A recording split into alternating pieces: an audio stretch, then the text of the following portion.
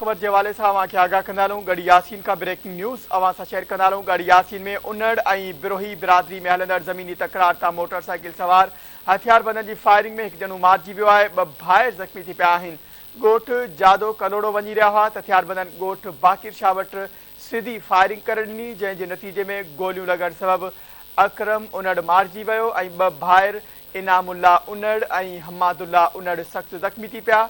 ख़बर के हवाले से अवां आगाह कंदा हलूं। या ब्रेकिंग न्यूज़ अवां सां गढ़ी यासीन का शेयर कंदा हलूं। हिकु भेरो ॿीहर उनड़ ऐं बिरोही बिरादरी में हथियारबंदनि ज़मीनी तकरार तां मोटरसाइकिल सवार हथियारबंदनि जी फायरिंग में हिकु ॼणो मारिजी वियो आहे। ॿ भाइर ज़ख़्मी थी पिया आहिनि।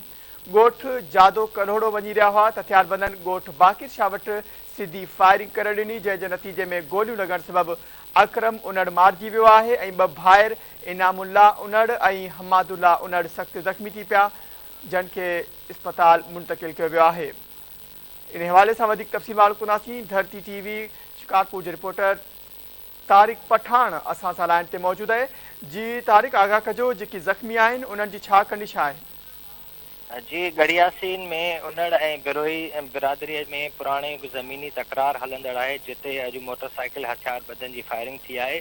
उन में उनड़ बिरादरी जा 3 ॼणा मोटरसाइकिल ते गढ़ी यासीन खां पंहिंजे ॻोठ जादो कलोड़ो वञी रहिया हुया त बाकर शाह लाड़े वटि हथियारबंदनि फायरिंग कई आहे, जंहिंजे नतीजे में अकरम उनड़ मारिजी वियो आहे छॾे ते ई, ऐं उनजा ॿिया सॻा 2 भाइर आहिनि, इनामुल्ला उनड़ ऐं हमादुल्ला उनड़ सख़्तु ज़ख़्मी थी पिया, जॾहिं त मारिजी वियल अकरम उनड़ जो लाश 1 कलाक ताईं वाक़े वारे हंध ते पियल हुयो। पुलिस खे इतला मिलण बावजूद बि लाश खणण लाइ न पहुती। वारसनि पाण डाले में चुंगची रक्षा में खणाए करे गढ़ी यासीन अस्पताल पहुचायो, उनजो पोस्टमार्टम कयो वियो आहे ऐं लाश वारसनि हवाले कयो वियो आहे।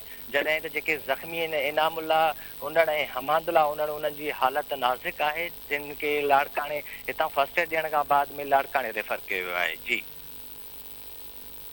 फाइक, वरी महिरबानी आगाह करण लाइ।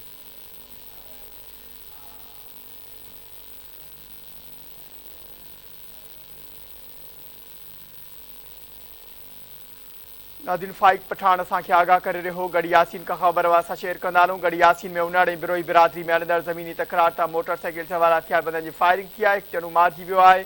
2 भाइर ज़ख़्मी थी पिया आहिनि, जिन खे अस्पताल मुंतक़िल कयो वियो आहे।